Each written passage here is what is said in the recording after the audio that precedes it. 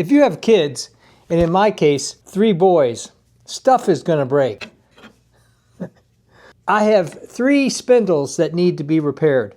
It took me a while to figure out how to do this the best way, and now I'm gonna show you, so if you lose a spindle or 2 or 3, you'll know how to fix it in several easy steps. Let's get started. Here's the first one. It just popped out and the nails gave off on the bottom. This is the easiest repair. Here's number 2. It's a variation on the theme of the first one, except for the top broke off and the bottom broke off.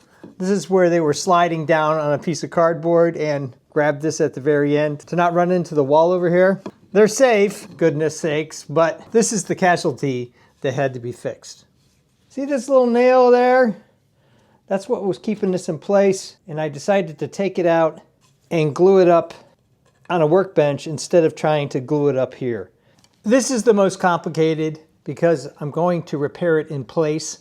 It's broken, it's nailed up here, it's got a peg that's going down into a hole on the flat stairs. So those are the 3 different levels of repair that we're going to do in this video. And most likely the 3 different kinds of spindle breaks you're going to see. If you have one that's different than this, post down in the comments below and we'll have a conversation. These are the things that you really need, all unsponsored. I'll post all of these down below in case you're interested. This is a nice to have, a really nice to have. The nail punches can be replaced by nail. This is a good set that I use all the time. Truth be told, this happened with the kids when they were very small, probably about 15 years ago, and I just never got around to doing it because it was kind of a hard thing to figure out, and then one night I just had an aha moment. So here it's just going to be fairly easy. I'm just going to take some wood glue. I like the smaller versions of wood glue because a lot of times glue will dry out on you, so I got to open this hole back up. If you ever have a channel of glue like I just did, it seems dried up, all you need to do is take a safety pin, put it down on the table, carefully push it down in, don't hit your hand, that's bad, and there you go. Now I'm gonna lace them in on both sides, and I'm gonna have a cloth to wipe up any extra. You don't wanna leave a gap in the glue whatsoever, because this is gonna provide the strength. Okay, now I gotta match it up and push it together like this. You can even stand it on top and give it some pressure and wipe off the excess. My experience with a lot of wood glue is that it will start kind of doing its job pretty quickly as long as you apply the pressure. So we're just going to sit here, push down on it vertically and see how it does. And I've wiped up all the extra that came out. And after a little bit, it's semi-set. Is it completely dry? Absolutely not. It's going to probably take another 24 hours, but I wanted to get this done so I can hit it first thing in the morning. Yeah, that looks lousy, but I'll sand it down and put on the touch-up paint, and that's going to take care of it. You'll notice that I'm using a semi-gloss color sample. I took this to a big box store, in my case a Home Depot. I took the whole spindle in, they put it under a machine, and they're going to be able to match that color pretty darn close. I was able to separate it, and that means I'll be able to get glue where it needs to go. I'm going to use some Q-tips, not a brand name, in order to make sure I cover the areas both here and here. I'm doing the same thing I did before, the view you saw earlier. This might be the easiest because all you have to do is glue, but it's in a tenuous position, and I'm hoping that the glue is going to make up the volume between the two. If you don't get enough pressing out, then you probably don't have enough glue in the joint. Gotta lean this up, get it, there we go. Wipe off the excess.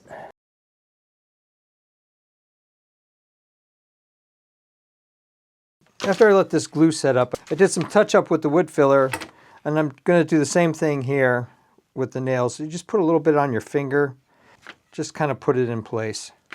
Kind of like the bigger containers that are more open. I thought this would keep better, but not always. I had to cut this down just to get into this area here. The next thing is to sand this down and prep for paint. For years, I was a big fan of sanding sponges and sanding paper like this, and it does the job fairly well.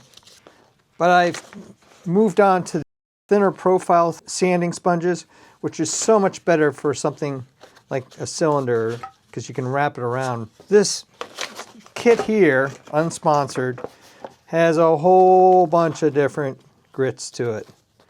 So I'll start out with a 120. Yeah, see that's probably too much. But I got some rough spots here I want to take care of. My goal is just to do touch-up paint, not do the whole spindle.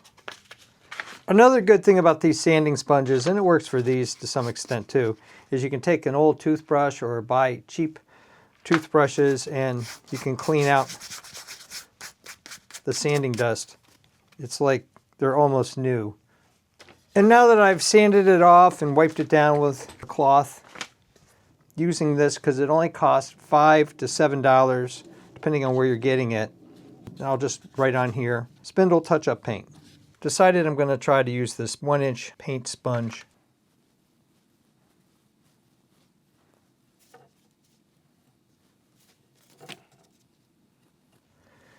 We'll let that dry and see how it does.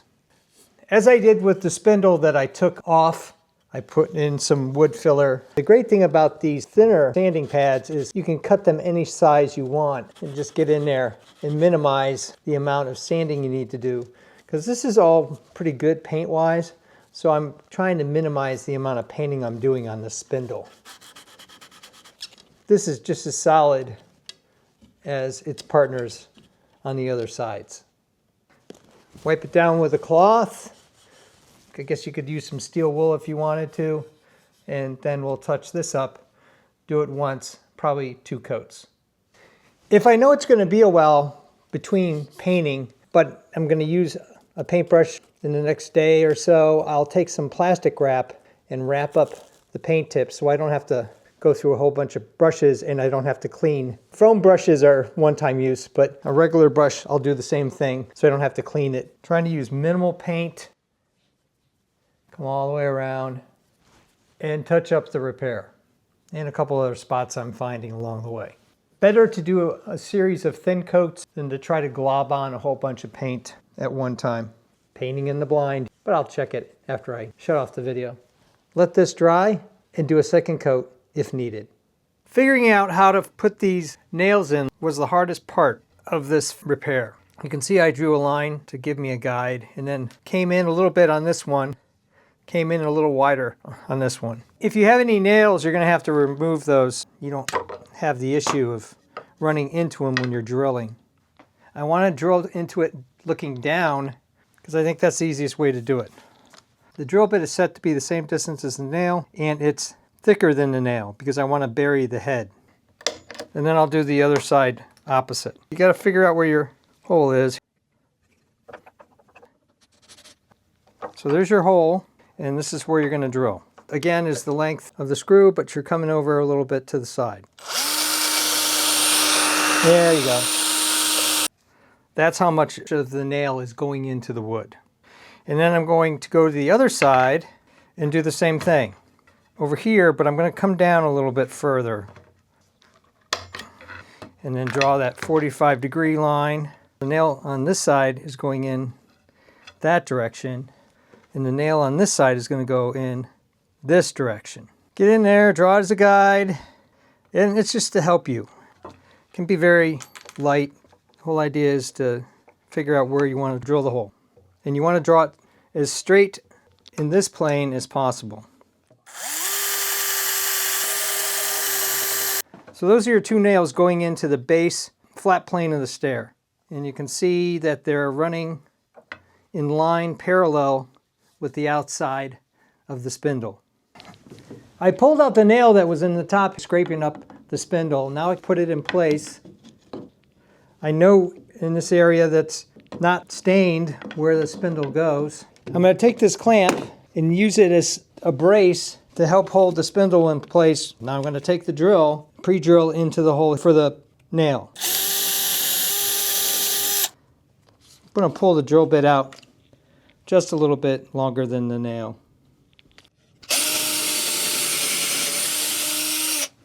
In theory, this should go right in there. There you go. And then just repeat it on the other side with the other hole. And there we go. That's the second one. To give you a perspective of how far down these are in the wood, that far down, deep enough that it's never gonna come up again. And they're crossed like this for better support. If for some reason you think this hole is too loose, you can just take the end of a toothpick, break it off, and run it down in there, and that will give something for the nail to drive into. You don't want too small of a hole. I'm gonna fill both holes with wood glue, and if you want to put some sawdust down in there, that's good. It's even good to have wood glue kind of sit there for a while before you actually use it. It helps set it. And then I'm gonna take some blue tape and put it around, not only to help me target where the spindle needs to go, but also to protect the stain in the wood from getting glue on it. I'll load this up a little bit on the center. The nails will help keep it in place. I'm also going to glue up this end and these holes. Spread that around your finger. The glue is the secondary hole. Have your rag at the ready. Put this in place. Now hold it there before you can put the nails in. Then I'm going to slide the nails in on both sides. I'm going to use the clamp again to provide some additional support. You really need 3 hands to do this right. And just tap it till it's in the hole and disappeared. You don't want to go down too far and too aggressive because you don't want to split the wood here. It needs a little bit more. Let's take the clamp off and see how we did. It seems to be in there pretty solid. Take some wood filler, fill in the holes. I use my finger. I think it works just as good as anything else. Sand that down and paint it just like you did for the brakes. If you were worried about it shaking on the top like this, you could take a shorter nail, pre-drill a hole, and then carefully nail that in place. That spindle is going nowhere. Finish touching up the paint. Let it dry, and this project is done. Thumbs up and comments always appreciated. Thanks for watching. If you're interested in all sorts of home repairs and fixes, making and breaking things, designs of all kinds, I even do costumes, cosplay, and props. Check out my channel and please subscribe, because you never know what kind of home solution you're gonna see.